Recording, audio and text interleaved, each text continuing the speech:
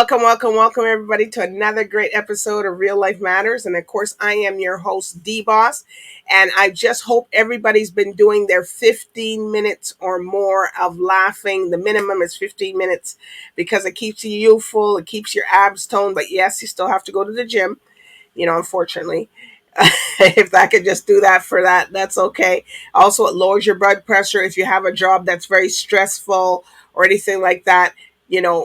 You need to do it really more laughing. So it's for 15 minutes or more, and it's for everybody. There's no age cap on it, and it's free, and you can do this. So everybody that's been doing it, I thank them. And, because you start your day off good. If you have a job that's also, that's very, oh, I can't laugh all day. I'm very strict. It's very, I'm in consumed. Well, you need to come home and you got to do some real laughing. Don't say I don't have anybody to laugh with. They actually have laughing classes if you need to go. Or you just put on something funny, call some people, and you guys just go at it. And that's it.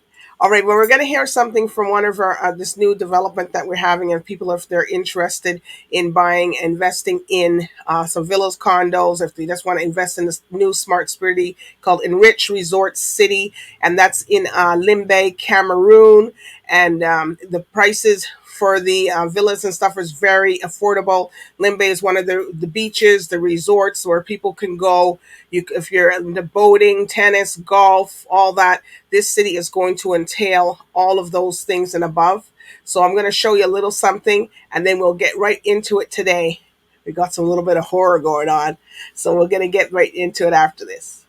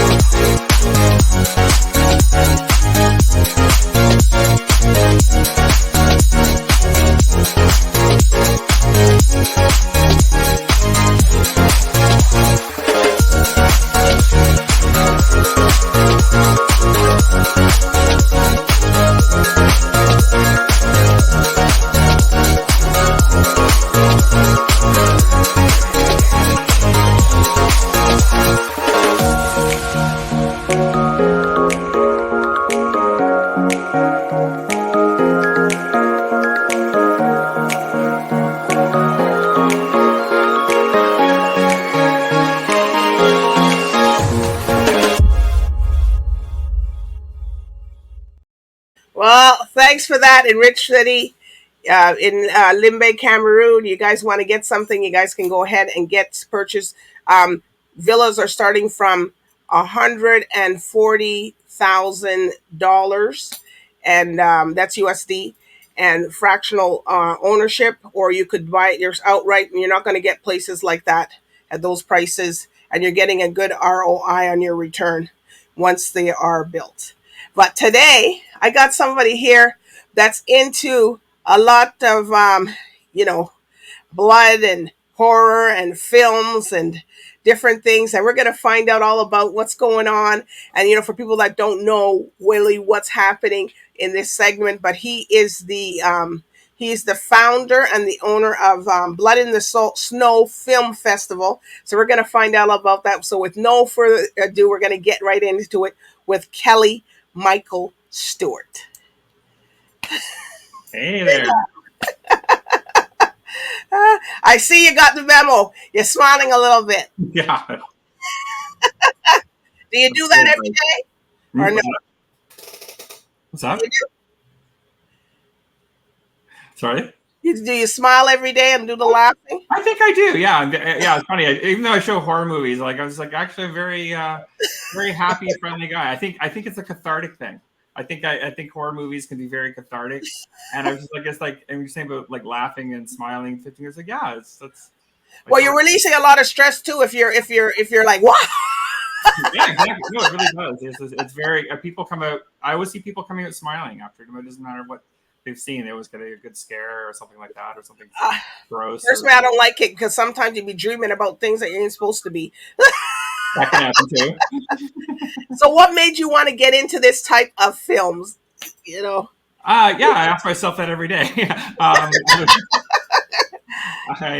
was well, about 13 years ago, I was a film writer in Toronto, Canada here, and I was just writing for a magazine called Fangoria and a couple of other local film sites. One called Toronto Film Scene. It's not around anymore, but I was hosting, and so that kind of led to me hosting my own film night. So there was this little theater in the east side of the city that I was doing a monthly night. And I would just show pretty much whatever I felt like showing. It was just a bit of a mix of everything. And sometimes I would show local Canadian films.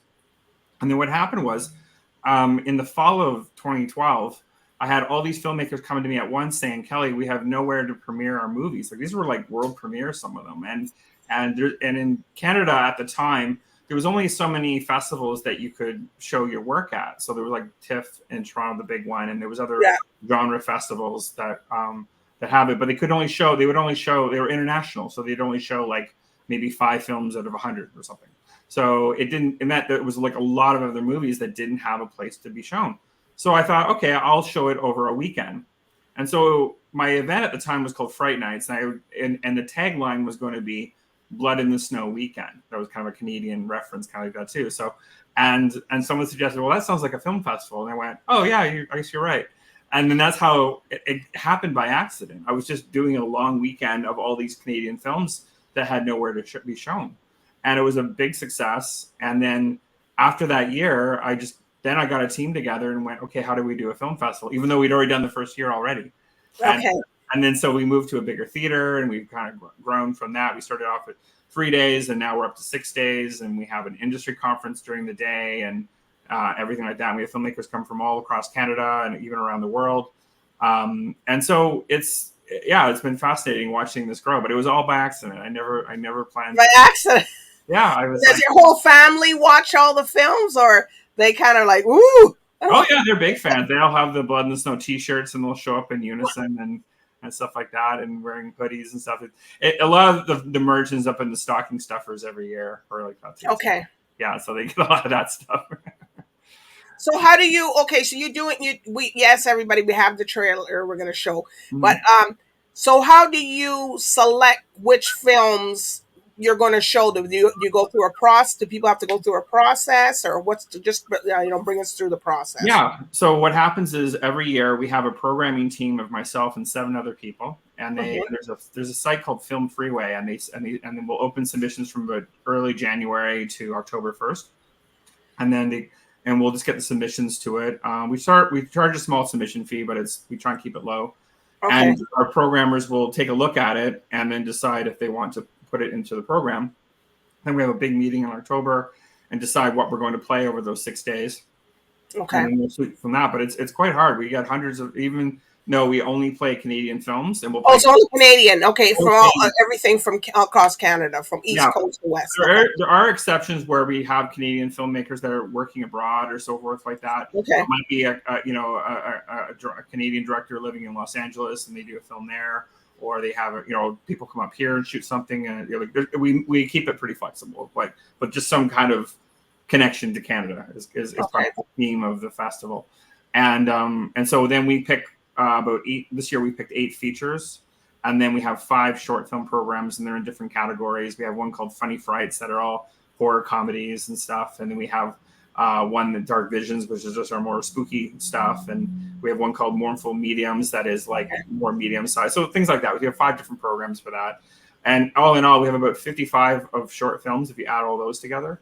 So it's quite a few films that we're showing over the week, and then my programmers and I will come on stage and we'll introduce the films and we'll bring the filmmakers up and do a Q&A, and then there's a big party after. And I guess everybody likes that part. it is. Oh yeah, it's a big part of it. We even have our own Blood in the Snow beer this year that we have, like that we teamed up with a microbrewery in town that has the artwork for our festival on the can, so it's like a little souvenir. So wow, yeah, we do that for fun. And if you can see in the background, this background here, this Yeti here, that's our mascot, and people will take photos of that. We have like a lot of photo ops where people are in the on it. We have a big, huge 17-foot wall that everyone takes photos at, and they'll take it with their little mascot and their awards if they won them and things like that. So it's a big party, because in all reality, a lot of these films you could probably just watch from home, and people have like big home theater stuff. So we have to create something that's special, that people want to get off their couch and come and be with other people. So part of the fun of it is seeing it with other people and the social aspect of it and all the different things that go with it. So the idea is that you're getting in line and you're talking to people about it, and then after the film, you go back to the after party and talk about what you thought about it, what you didn't like, what you liked, and that sort of thing. And so it's at a certain age group then? No, I would say adults. Everybody? I would say we have every age group. Even the filmmakers are. Yeah. I've had young kids play the festival, and I have a filmmaker who just started making films that's 55. That's just So it's kind of it's a good mix of people like that too. That Well, I just can't see the comedy in the horror. Yeah. What is it that you run up and you scare people? Well, I think there's a lot of close connections between horror and comedy. I think there's a lot of similarities. Some of my favorite horror movies have a lot of comedic elements in it, kind of thing. So, which ones? I would say Evil Dead 2 is hilarious. It's really funny. Dawn of the Dead has a lot of fun, because horror is very satire. It's like very kind of making fun of things. So everyone knows it's not real. It's like a joke. If you've got so Shaun of the Dead is a great example of a British zombie movie. That's a comedy that has zombies in it, and it has like that. So we have a lot of things that are kind of like that kind of too. And I will say too, for people that aren't into horror, we also have we refer to ourselves more as a genre festival, which means we play a whole bunch of things like sci-fi. We have a sci-fi film called Planet. We have a lot of thrillers that are just like more kind of like suspense, like that too. So like into Hitchcock and that kind of, and then there's even one film that's horror mixed with wrestling. So it's like action. Wow. Called Dark Match. So we have a wrestler named Chris Jericho that's the star of that, and he's in that movie, and that's in our opening night film called Dark Match. So we have and that's also one of the jobs of the programmers too, is that we don't want to play the same thing over and over again. Yeah. If you look at the entire lineup, you'll see that there's a real diversity of different kinds of stories that we try and pick to have throughout the week. So if you do get a festival badge, which is what I always recommend, then every night you're getting something a little bit different. Right. Well, you always think like these action films, when the thing's popping out and they're fighting, I guess that seems like a little bit of horror too. Those action films. Yeah, exactly. Yeah, and it could be. Yeah, so it could be. So there's always a suspension of disbelief kind of thing like that. Like it's it's just this spooky thing, but it is in all elements of the movies today, but you just don't relate to it and say it like that. Yeah, exactly. So we have things, and then on the other side of it, we have a film called Hunting Matthew Nichols, which is done very much like Blair Witch, where it's done as like a found footage film. So it's done very, very seriously through the whole thing, and it's supposed to look like you're watching a real documentary that they go into the woods and stuff like that. That's just a straight out horror story. So we have that's on the more serious side. So that's again we're trying to pick things that are a little bit different each night, and I think we've done a really good job this year. I think this is actually our strongest lineup. Wow. So how do you keep current? Like, are you in the back, or you're sitting in your backyard and you're just saying, "Oh, I'm going to do this," or what do you do? What's behind the behind the madness? Yeah, definitely madness. I don't know. I mean, here's the thing. I mean, I try. This is where it's important to have a team around you to kind of. I have a lot of people advising me. I'm not doing it on my own by any stretch. So there's a whole team that's kind of advising me, and they're from every demographic and age group, and And so that kind of helps too, to kind of keep myself young, because I'm a bit more on the older of the group kind of thing like that now. Sure. So yeah. So yeah, so I always try and get kind of people like that too. Like I'm just getting into TikTok. Like it's just very, very like. So A lot of people are just getting it. They don't have to feel bad. Yeah. I'm like old Facebook guy kind of thing like that. So Yeah, the Facebook, it works, and those things work, and Instagram works. Yeah, those things. But all these things, it's just too many things. Like yeah. and then you got to do your own business at the same time. So it's just like it's just like it's overwhelming.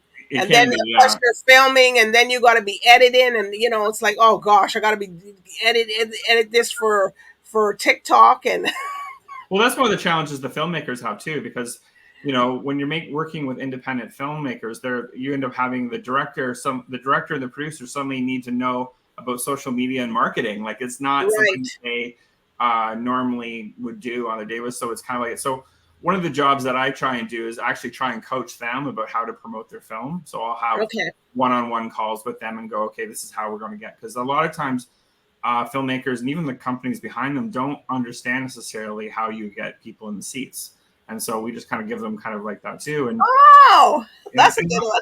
And honestly, the best way to do it is I tell them you literally pick up the phone and call people. Like that's the best, because just to go past social, yes, you do social media, but you really need, there's no substitute of just reaching out to people, and then they tell 10 friends and they tell 10 friends, and that always seems to work the best. So I spend a lot of time doing that. And so when you don't have the music festival going on, then so that's what you're doing the rest of the time? No, I'm doing that like now. I literally had 2 meetings yesterday with filmmakers. So it's actually the work really ramps up during it because I'm talking to the ones who select. Oh my gosh. So yeah, that's a lot of half of my job. So there's the part of it, just the planning of it and the marketing and talking to people like yourself. And then the other half of it is just the logistics and then dealing with, because the thing is though too, it's almost like being a school teacher, because you have a different class every year. It's not, you only have once in a while people come back. So you're kind of starting all over again. It's September again, and you have to start all over again about like how you do it. And so we have like an orientation telling the filmmakers what to expect, because every festival is different. And expect them and what will happen throughout the week, because especially a festival like ours, we have so many moving parts. Like there's so many different things. Like I was saying earlier that we have a whole industry conference called Deadly Exposure, and it's during the day, and we have industry panels on a whole bunch of different topics. So you go and do that, and you can learn, and you can talk to distributors and talk to different broadcasters and different like that. And they're all there. They're all there having a little. We have a thing called round table meetings, and they go from table to table, meeting with different companies over 2 days, and then we have 5 days or 2 days of panels. There's 5 different panels this year, and we're talking a whole different topics. So it's there's definitely an educational component to the whole thing that goes on like that too, because it's like, and that came we started doing that about 6 years ago, because we were finding that filmmakers were coming to the festival and asking those questions, and they were networking on their own, and we're like, oh, we should facilitate that. We should actually, it was already kind of happening at the festival, whether we planned it or not, because it just by nature, it just again became more of an industry networking event. And then so we well, let's encourage that. Let's have that even more. And so we have that going on during the day, and then we have the festival at night. Okay, so that's what you do. So after the festival, you still have things going on. After this, after the Snow Film Festival, because you say you have industry, then you have different things. So that's all during it. So it's really like once it's over, that's it for the year. We other than the submissions coming in throughout the year, it's very seasonal. We really kind of so it's November 18th to the 23rd. Okay. And so it's so there's industry conference during the day, and then you go down the street and to the Isabel Theater in Toronto, and then we have screenings each night, and then you go back to the other place for the after party. Yeah, so we're kind of jumping back and forth. So everybody, very intense. Running with their coat. Keep your coat close. Yeah, very much. So yeah, it's very intensive for that 6 weeks. That's everything. 6 days. Sorry, 6 days. Okay. And then the rest of the time you're filming and creating. Yeah, I mean, I've made films in the past. I haven't made one recently. I directed a feature, or I produced a feature film called Late Night Double Feature that came out 10 years ago. It's the poster in the back there. Okay. And so but that's something I don't really. I've done a couple of films, but it's not really my main vocation. My main thing is running this festival. But what the great thing about making those films did was it showed me. I had a friend tell me that me producing my own movies made me a better festival director because I know what the filmmakers go through. I have wow. when we select them, we're like, I know what they're going through. I've been through that whole thing of having that world premiere of your film and what that pressure feels like and expectation and what do I do and how do I market it. And so a lot of the things that we do at the festival, I'm basically creating the festival that I wish I had. Okay. We played some good festivals, but there was a lot of things that in other cities that I went to that were maybe a bit disappointing. There wasn't enough press. There wasn't enough networking events. There wasn't enough photo ops. And I'm like, so I took all those things that I was like, hey, I wish I had that, and then put that into my film festival. So that's why I think we've had such a good reputation over the years. I think we get a lot of great feedback.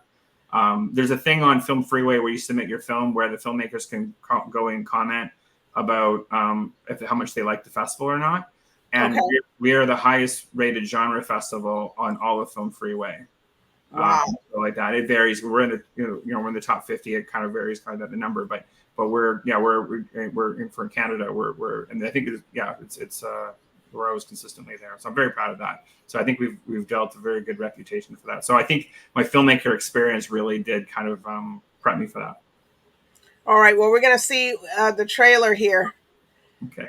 So what's it called? Is it the same thing? It's just an animated, little animated bumper. This is what you would see if you walked into the theater, and this is the first thing you would see coming on the screen if you're about to watch one of our films. Okay, here we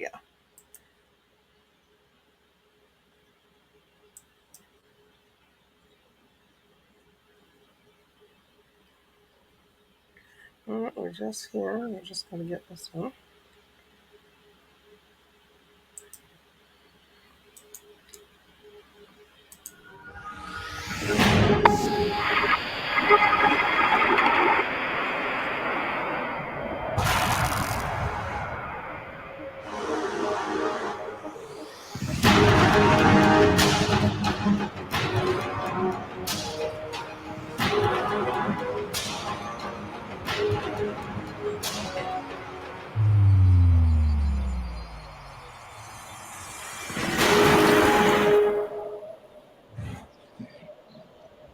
There we go.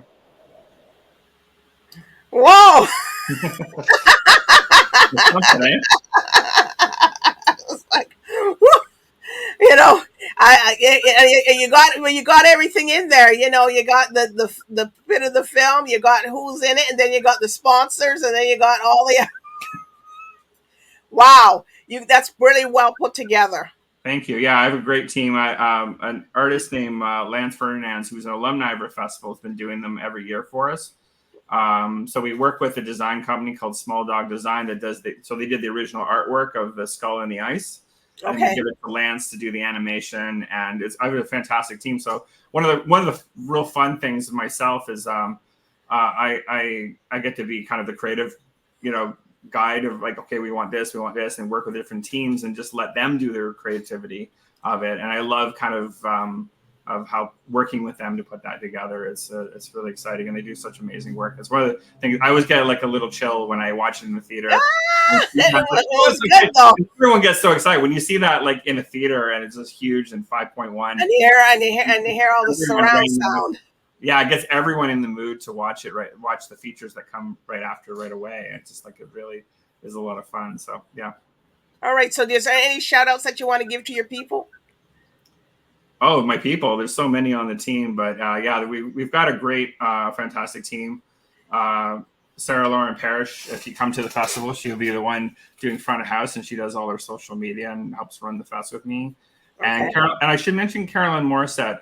She, I was mentioning to you two off camera briefly that she runs her development lab. And one thing I didn't mention was we also have a horror development lab aimed at underrepresented filmmakers.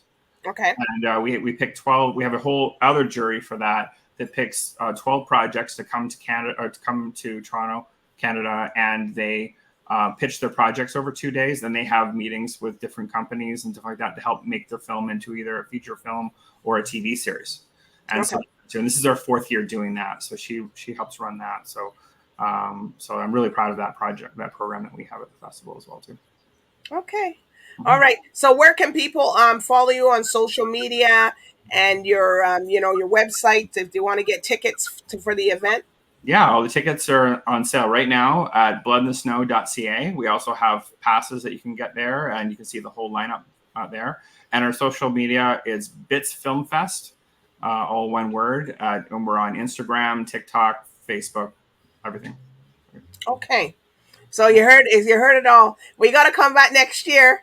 You know, Yeah. you came back. You know, let's see the other trailer that they create. Yeah, I'm already pitching it up.